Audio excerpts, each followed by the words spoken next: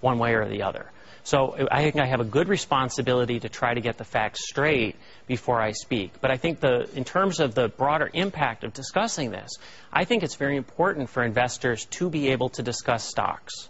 I think it's important for them to be able to say good things about stocks and bad things about stocks so that you can have an open communication and the market can sort out who the good players are versus who the bad are and set asset prices appropriately. So what kind of a scenario are you expecting to happen with Lehman Brothers? Well, I don't really know exactly how it's going to play out. The future is uncertain across a wide range of As far as losses in terms of write-downs? Well, I don't really know. There's not enough disclosure here to know exactly how bad the problems are. I think Lehman, through the crisis, continued adding leverage to their balance sheet where other people pared back to the point they were over 40 times levered as of the last quarter.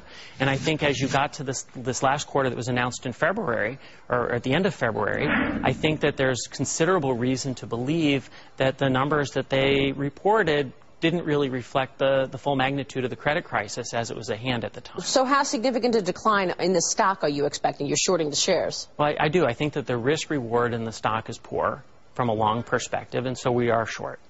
And do you see any other issues with other firms as a result of these worries that you have specifically with Lehman? Well, these are very specific worries. This is a question of what happens when you get right towards the cliff where Lehman may or may not have been right around the time of the Bear Stearns bailout. And the question is what incentive is there for companies to tell the truth?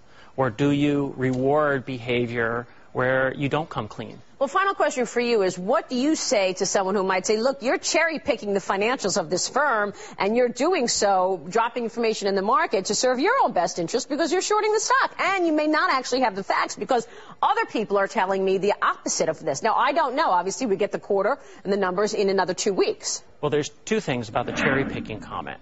The first is it appears to me that the company doesn't want anybody actually going through the 10Q. They just want you to listen to the earnings release and the conference call. The Q comes out later, and they seem to be upset that I've raised, valid questions about it that they don't really seem to have very good answers to. All right, we'll leave it there. Congratulations on the book, David, and thanks very much for coming on the program and explaining this to us.